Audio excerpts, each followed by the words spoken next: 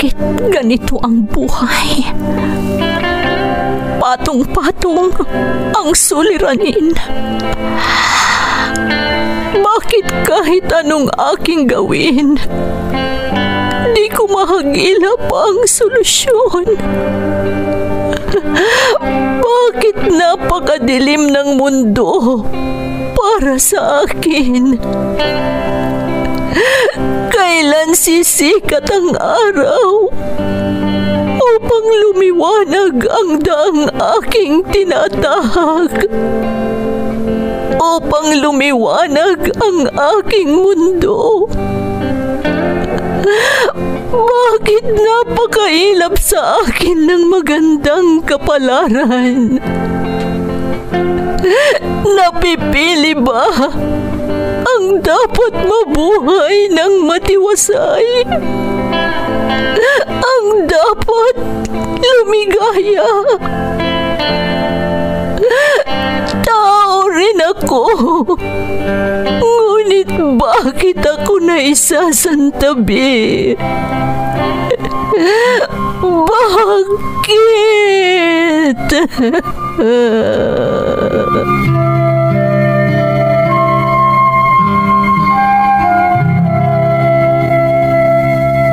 Puno ang mundo ng suliranin. Ang solusyon, umaapaw din. Sa bawat pagpatak ng luha, katumbas nito ay ligaya. Sa tuwing sasapit ang gabi, darating ang bagong umaga.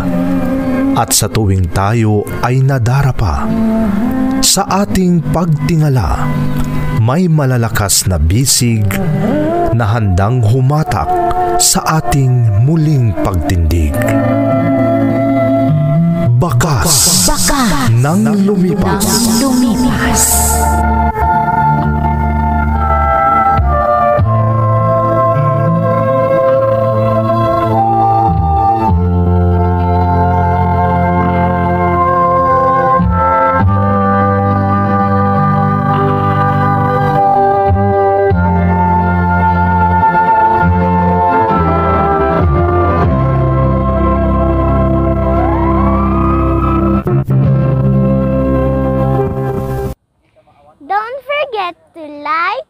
Share and subscribe to this YouTube channel and hit the bell button.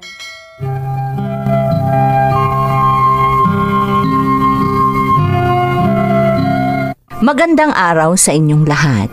Ang kwentong bibigyan natin ng buhay ngayon ay hango sa karanasang ipinadala ni Jano mula sa Las Vegas na tinatawag na Sin City sa Nevada. Ganito ang isinasaad ng kanyang sulat. Dear Ate Emmy, Jano na lang ang itawag mo sa akin. Nandito ako ngayon sa Las Vegas. Sabi ng karamihan, maswerte ang mga residente dito dahil maunlad ang lungsod na ito at lahat ng OFW na nagtatrabaho dito mabilis na makaahon sa hirap. May katotohanan ng karamihan sa sinasabi nila, Ate Emmy, pero depende siguro sa sitwasyon ng isang OFW. Ako, hindi ko alam kung ano ang totoong sitwasyon ko ngayon dito. At yon ang gusto kong ibahagi sa mga nakikinig. Kaya sana mapili din itong aking kwento na maisadula sa inyong programa. Hindi sa pagyayabang pero may itsura ako.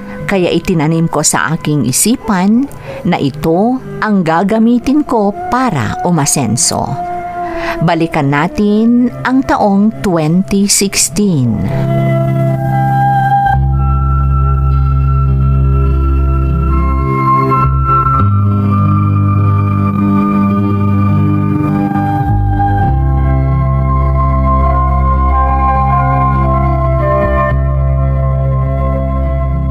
Alam mo anak, ako ang nag-aalala sa iyo.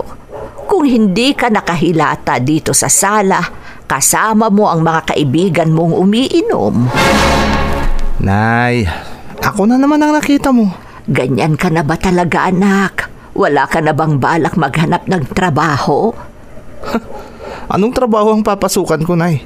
Construction? Huwag na lang. Ano ang mapapala ko doon? Anong ibig mong sabihin, anak? Nay, kung magle-labor lang ako sa construction, di papangit ako. Bakit ba ganyan ka mga tuwiran, anak? Ano ang gusto mo? Yung pumangit ka dahil nagtatrabaho ka sa construction o matawag na tamad dahil ayaw mo talagang magtrabaho? Wala akong pakialam sa kanila, Nay. Kaya wala silang karapatang pakialaman ako.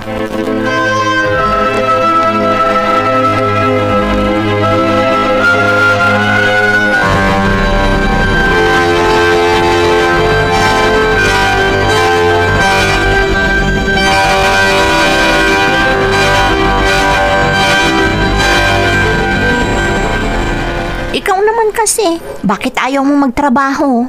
Lynn, alalahanin mo. Ikaw ang girlfriend ko. Hindi ikaw ang nanay ko. Ayokong makipagtalo sa'yo, Jano. Ha? Kung makapagsalita ka naman kasi, parang ikaw si inay. Kaya nga ako pumunta dito dahil ayokong masermonan. Tapos, ganyan din ang gagawin mo? Sinasabi ko lang ang totoo. May punto si Aling Carmen. Dapat lang na magtrabaho ka para di ka naman maging palamunin. Wow, grabe. Ang sakit ng sinabi mo Totoo naman. Ayusin mo naman ang buhay mo. 3 taon na tayong magkasintahan. Anong plano mo? Kailan mo ako pakakasalan? Ha? Wala pa. Hindi ko pa alam. Wala pa kasi akong ipon. Yan ang sinasabi ko sa'yo.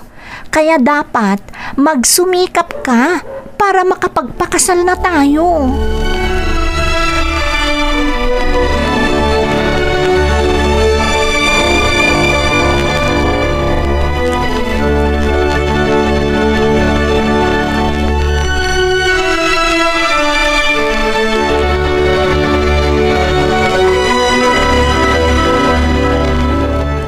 Ay nako, Jano.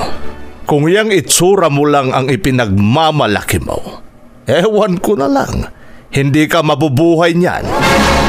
Chong naman, wag naman sana kayong magsalita ng ganyan. Nasasaktan ako. Nagsasabi lang ako ng totoo. Para alam mo, pamangkin, dinidismaya na ni Ciriaco si Lynn na anak niya. Ha? Anong ibig mong sabihin, Chong?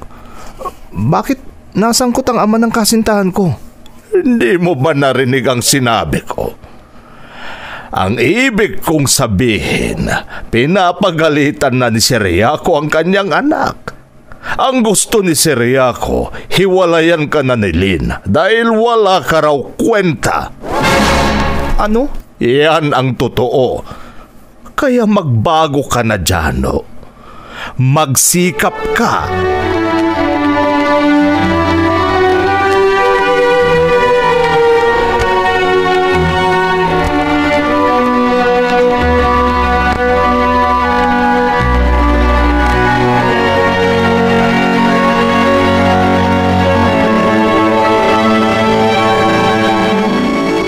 Hindi mo masisisi ang tatay ni Lynn kung ganun ang payo niya sa anak niya.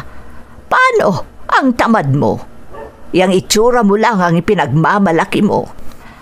Mabuti pa iyang isang kapatid mo. Marunong na siyang magtrabaho. Yan naman ang hirap sa inyo, Nay. Lagi nyo na lang akong ikinukumpara kay Nelson. Paano hindi ko sasabihin yon? Natutulungan na ako ni Nelson. Nag-aaral si Nelson, pero nakakapagtrabaho na siya. Nakaka-sideline para kumita. Pero ikaw, mas panganay ka, anak. Pero tama na, Nay. Huwag mo nang ituloy ang ibig mong sabihin. Pero ito ang tandaan mo, Nay. Lulunukin niyo pong lahat ang mga panlalait niyo sa akin. Tandaan niyo yan.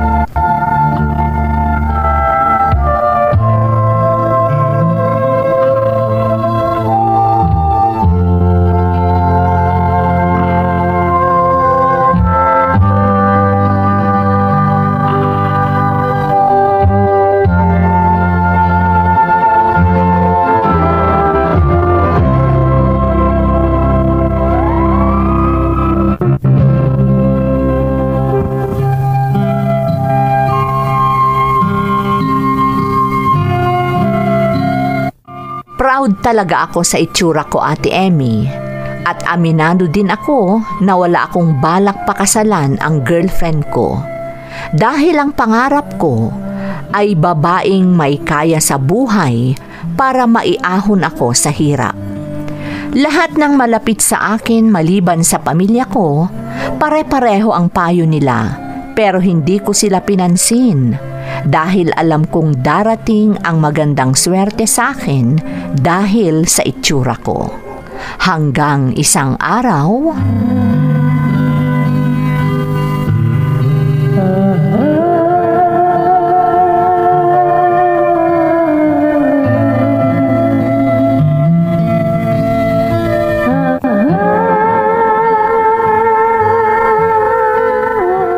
Nelson, sino yung mistisang blondie na kausap mo kanina sa tindahan ni Aling Pasha? Si Bridget na anak na Aling Pasha yun, kuya.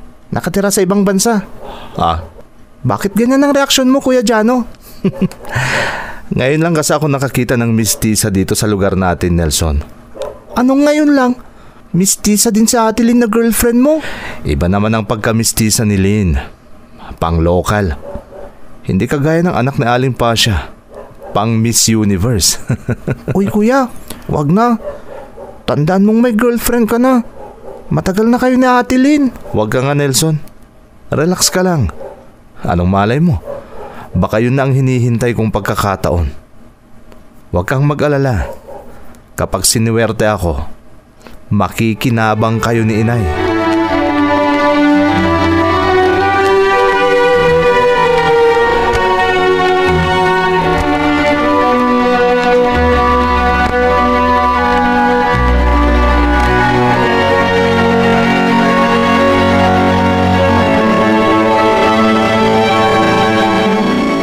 Loko-loko talaga ang anak mo, Carmen. Bakit, Kuya Paco? Umaali-aligid siya sa balikbayang anak ni Pasha. Ano? Oo nga. Simula nung dumating si Bridget na anak ni Pasha, lagi nang pumupunta sa tindahan nila si Jano. Doon na siya madalas tumambay. Kaya naman pala. Hindi ko na siya nadadatnan na nakahilata dyan sa sofa. Baka naman sa ibang sofa na siya humihilata. Pagsabihan mo yung anak mo, Carmen. Nakakahiya sa kaibigan kong si Ciriaco. Alam ng lahat ng nakakakilala sa atin, nakasintahan ng anak mo si Lynn. Baka pag-ugatan pa ito ng gulo.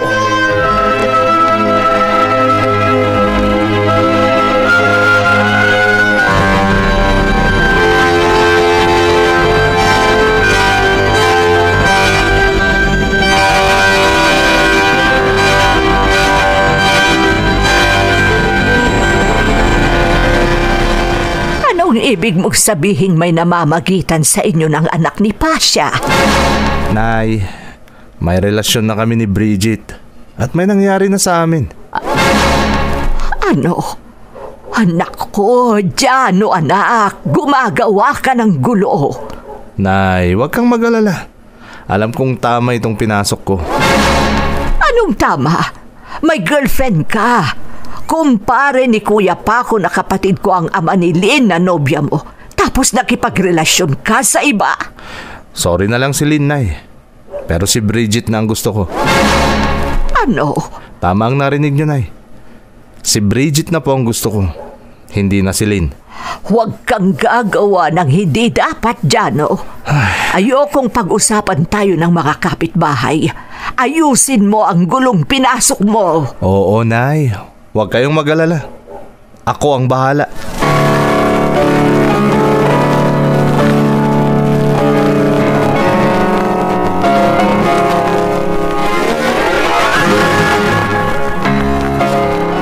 Mabuti naman. At naalala mo pa akong puntahan dyan, no? Lynn. Ang alam mo siguro, hindi nakarating sa akin ang mga bali-balita. Akala mo siguro, maililihim mo lahat sa akin. Kaya nga ako narito. Kasi gusto kitang makausap. Anong dahilan mo? Sige, sabihin mo sa akin. Bakit ganun ang mga nakarating sa akin na balita? Pasensya ka na, Lynn. Pero maghiwalay na tayo. Ano? Napag-isip-isip ko kasi. Hindi pala ikaw ang gusto ko. Pasensya ka na, Lynn. Sana mapatawad mo ako. Pasensya ka na talaga.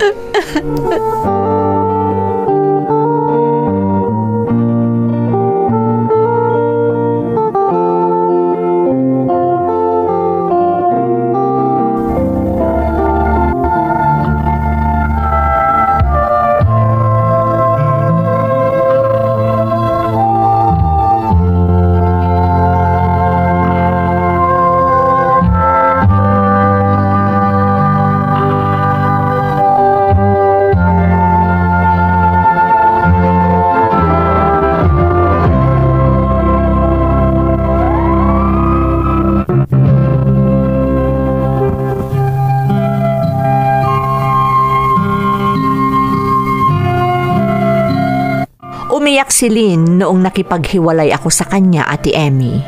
Napakadali daw ang pakikipaghiwalay ko sa kanya matapos ang ilang taon naming relasyon.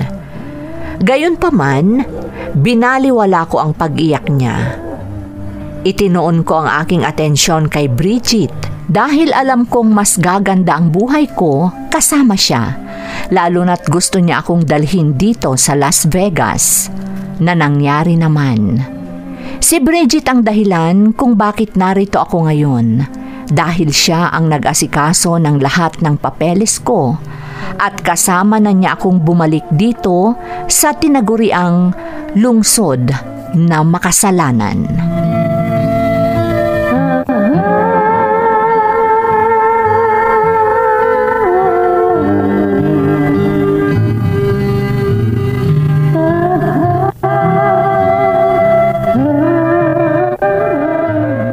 Hoy, Jano, bakit nakahilata ka lang sa sofa? You're so lazy. Tamad. Pati ba naman ikaw, Bridget? Ayaw kong sinasabihan mo ako ng ganyan. Masakit. But that's the truth. You are a lazy dog. Magtrabaho ka. Hindi yung nakahilata ka na lang. Nandito ka sa Las Vegas. Walang lugar dito ang mga tamad. Grabe naman magsalita si Bridget. Hindi naman ganyan ang ugali niya nung nasa Pilipinas pa kami. Pero simula nung nandito na kami sa Las Vegas, nagbago na siya. Galit na galit siya pag nakikita niya akong walang ginagawa.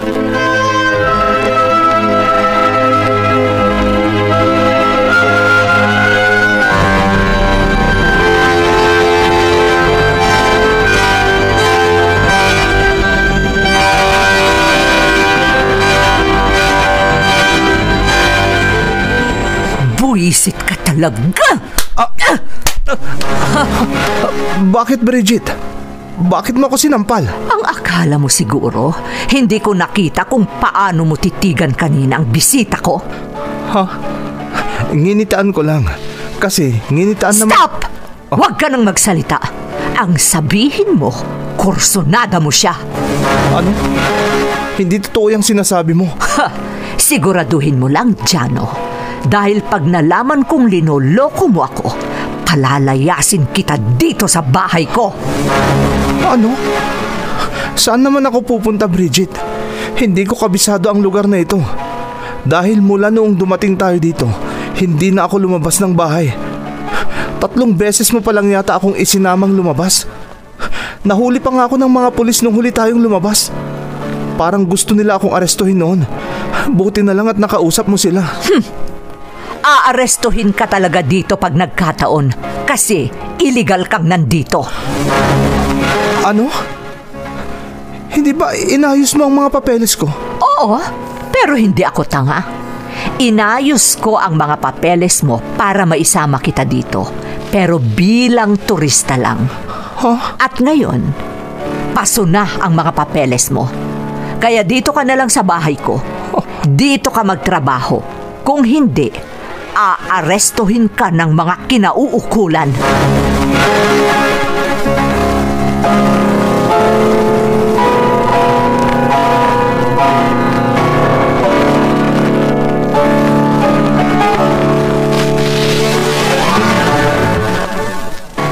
Kamusta na kaya si Kuya Jano sa abroad, Nay?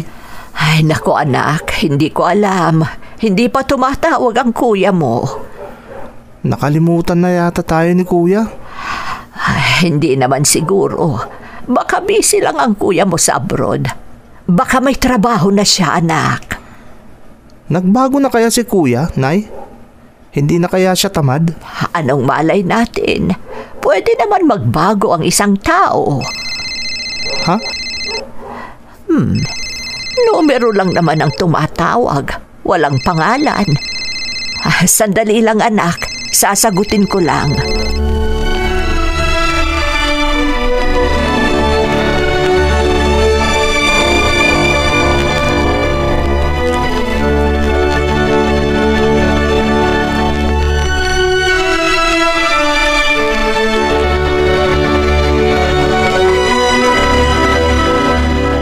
Kumusta na kayo, Nay?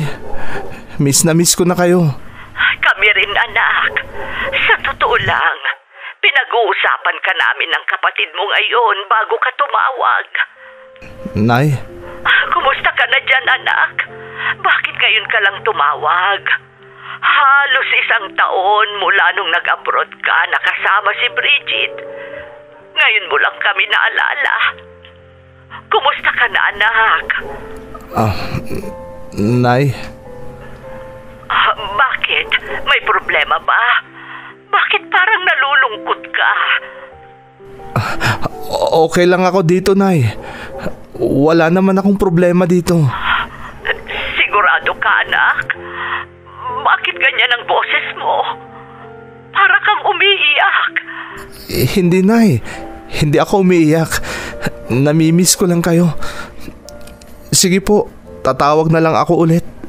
Basta huwag kayong mag-alala sa akin, ha? Sige, anak. Mag-iingat ka dyan. Kayo rin po. Mag-iingat kayo. Bye.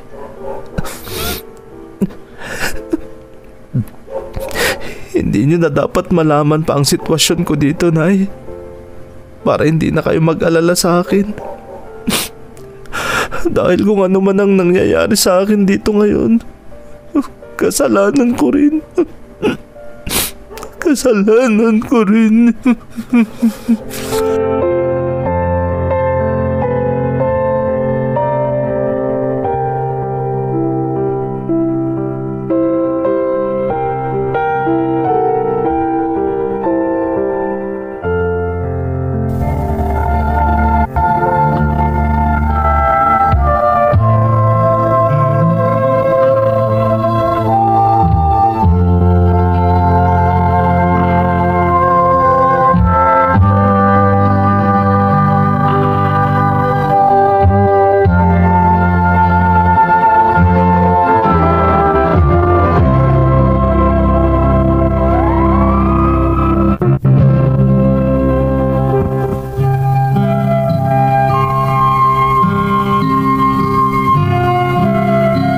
Marahil may mga hindi naniniwala sa aking salaysay, pero ito ang totoo, Ate Emmy. Para akong preso ngayon dito sa bahay ni Bridget dito sa Las Vegas. Kaya sinabi ko sa unang bahagi ng aking sulat na hindi ko alam kung ano ang totoong kalagayan ko dito. Hindi ko itinuturing ang sarili kong OFW dahil palamunin lang ako ng babaeng nakasama ko dito at siya rin ang nagpapadala sa nanay ko. Dahil lagi akong andito lang sa bahay, nakita ko itong YouTube channel na ito na rin ang aking libangan at dito ko ibinahagi ang aking karanasan para makapag-iwan ako ng leksyon sa mga katulad kong may maling ugali. Ito ang aking kwento. Lubos na gumagalang, Jano. Jano, salamat sa pagbabahagi ng iyong kwento. Nakalimutan mo na sa mundong ito, ang pagsusumikap at pagpupursige ang sandigan ng iyong buhay. Hindi rin kita masisisi kung sobra mong ipinagmalaki ang iyong anyo at yon ang ginamit mo para makaahon ka sa hirap. Pero ano ang natagpuan mo? Dusa at kalungkutan. Sana ay maayos na ang lahat at makabangon ka sa sitwasyon mo ngayon. Huwag kalimutang manalangin sa lumikha dahil sa sitwasyon mo ngayon, siya lang ang iyong pangunahing kanlungan. Muli, maraming salamat sa pagbabahagi ng iyong kwento dito sa ating programa, Bakas ng Lumipas. Di mabubura